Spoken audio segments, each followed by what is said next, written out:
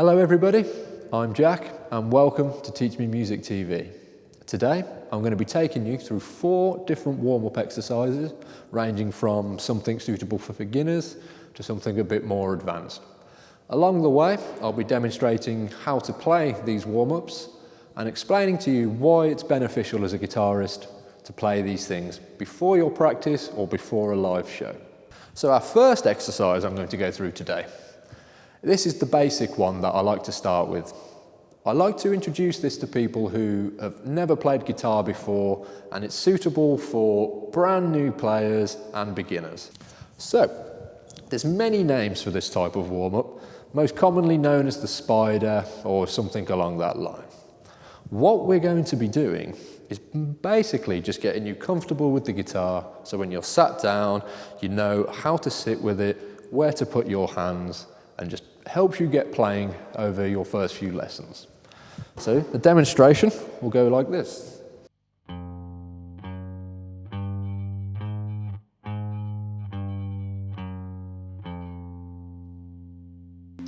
So that sort of warm-up, we call it a chromatic warm-up.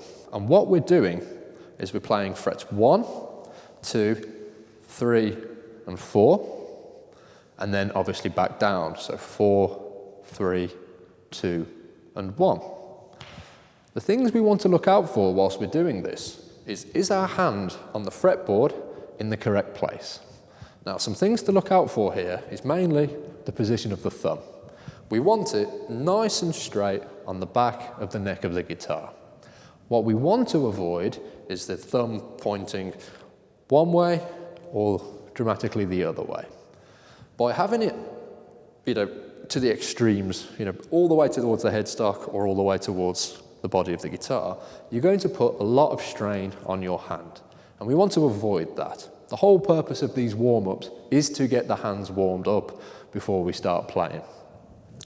As we play this warm-up and this exercise, some things to look out for is keeping our finger relatively in the middle of the fret. That way we get the most articulate note and it rings out nice and clearly. You can avoid the kind of fret buzz you get from fretting right on the bar. So as we play up this, we want to keep the thumb nice and straight on the back and use the fingertips. As we play, and back down. The sort of thing we want to try and achieve is to use all 4 fingers. By doing so, it will just get your hand used to using fingers you might not use so much in your everyday life. So when we're playing guitar, the ability to use all 4 will make your life a lot easier. As we play this exercise, and we move up on the 1 string,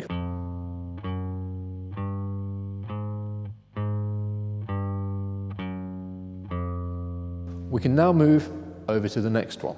What this does is just gets you used to playing on all 6 strings, and it'll just mean you're more comfortable with the different positions on the guitar. If playing this exercise between the 1st and the 4th fret is a bit too much for your left hand or your right hand, depending on which way you're playing, feel free to move up further up the fretboard. This way, the frets are narrower and the strain on your hand should be a bit less. But it is important to try and play this all over the fretboard as well. So I'll demonstrate one more time the exercise in full across all the strings.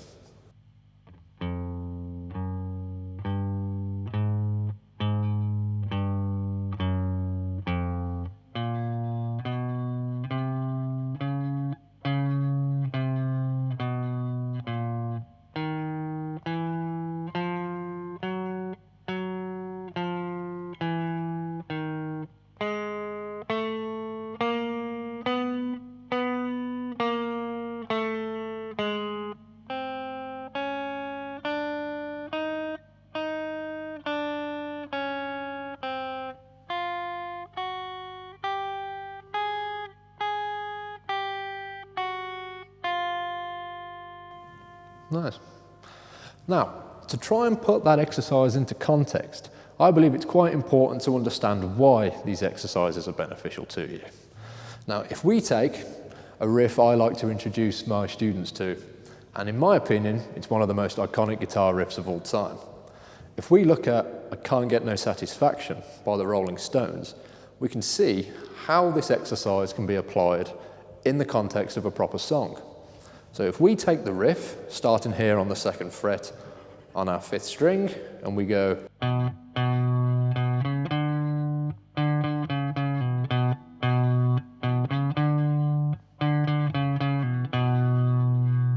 like so.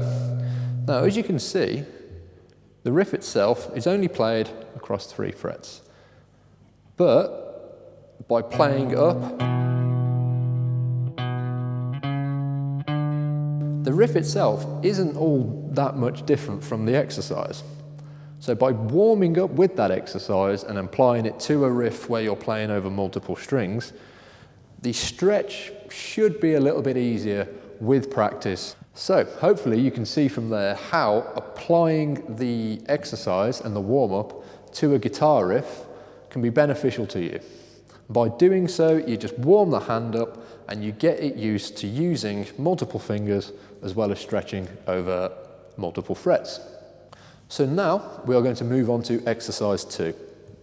This one's a little bit more advanced than the first one we've looked at, but it uses a lot of the same principles. What we're going to do now, and I'll demonstrate for you here, is we're going to play the same sort of chromatic movement up and down, but across 2 strings, and we're going to alternate between the 2. That should sound a bit like this.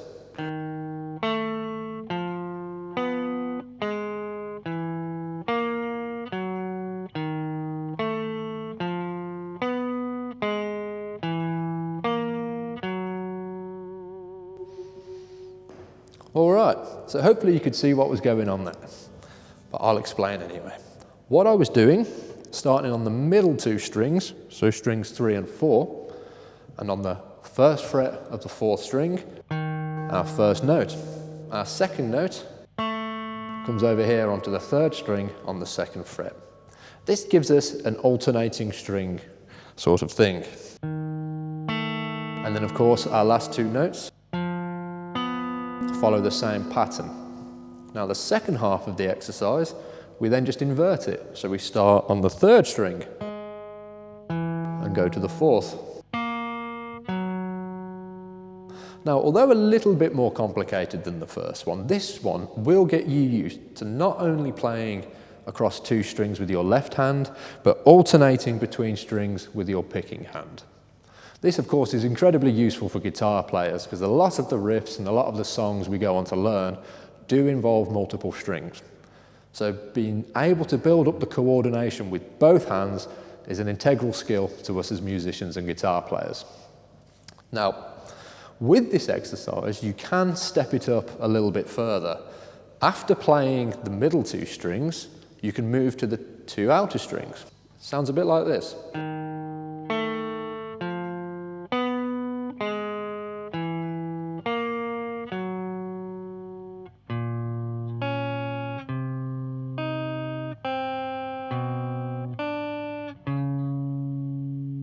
That is obviously a bit more fiddly, just due to the distances involved between those 2 strings.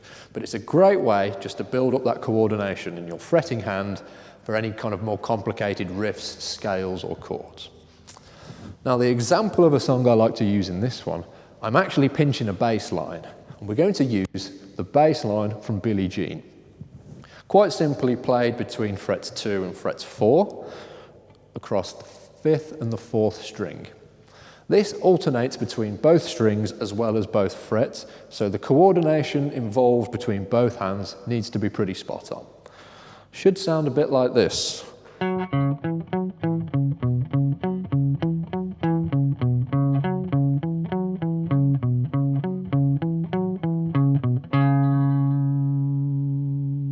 So hopefully there you can see how by applying that exercise to your practice routine, it will just help you build up that coordination and your proficiency with moving between multiple strings and multiple frets. Okay now, so here we go into our 3rd exercise. This one I like to call the staircase. You'll see why. Now again, chromatic in the sense we're playing 1, 2, 3, 4. But this time, we're going to play across as many strings as our fingers will allow. So starting on our first fret, on our 6th string, we now move over to the 2nd fret on our 5th string. Follow that same approach onto the 4th string with our 3rd finger like so, and now the 3rd string with our little finger. And there we go, our staircase. Now, once we've played those 4 notes, what we do, we flip it round onto the top strings and we invert it, and we do the same sort of thing, but we come from our 1st fret, string 1, 2nd fret, string 2, 3rd fret, string 3, 4th fret, string 4. Now, all together with this, it sounds a bit like this.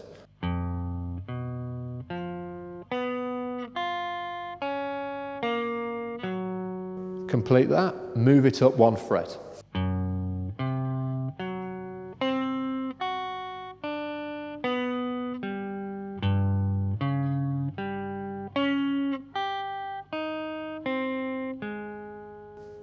So of course I'm playing that slowly just so you can all get a good idea of what it's supposed to sound like.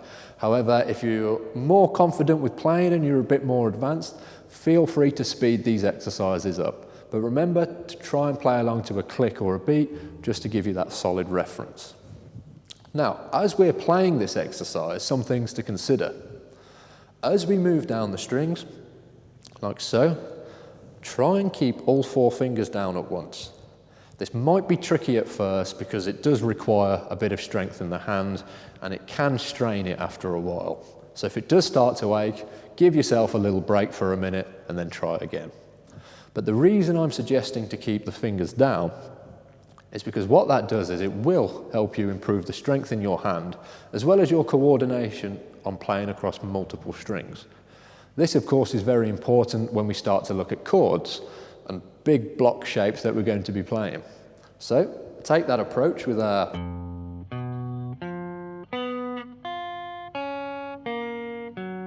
if we look at that shape there, it's a very common kind of shape of a chord. So if we move this back into something that you might be familiar with, like the C major chord, for example,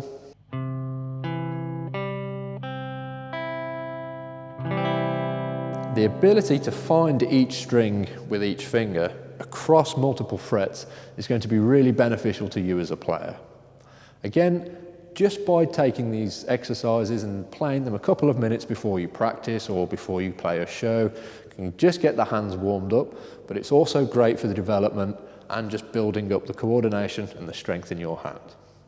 Now, the C major is, quite a tricky chord for beginners, just due to the stretch involved, but I think most of you will agree one of the harder chords to get down to start with is the old F major, or the bar chord.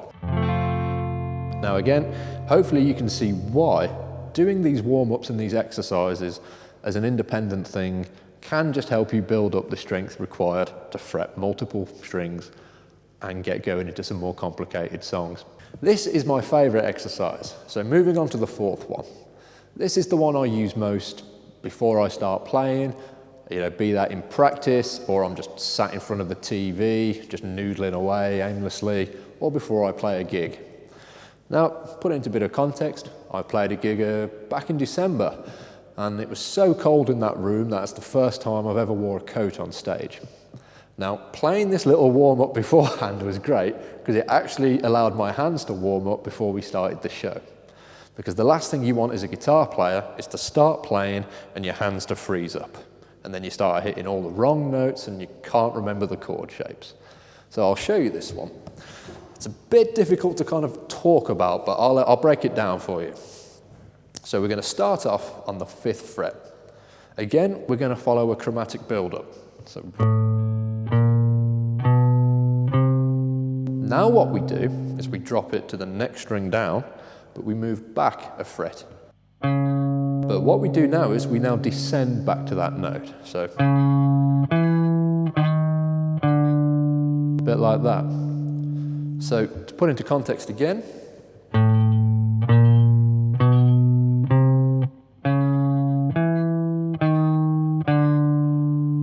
and And what we do there is we now repeat that pattern across all 6 strings till we end up back down here on our first fret. Now this should sound a bit like this.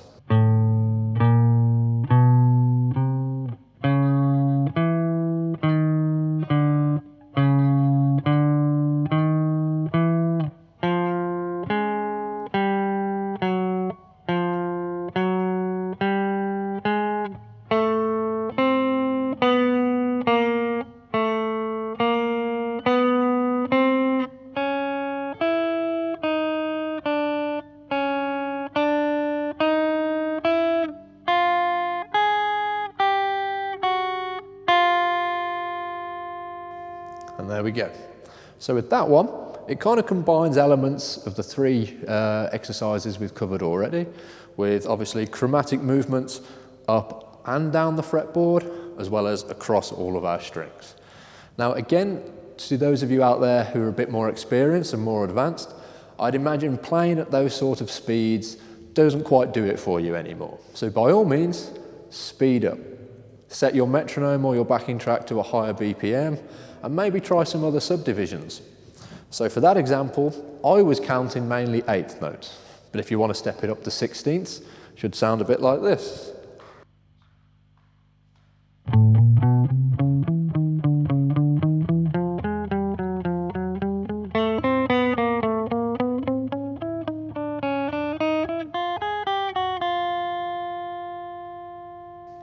Already that sounds a bit more complicated than it actually is.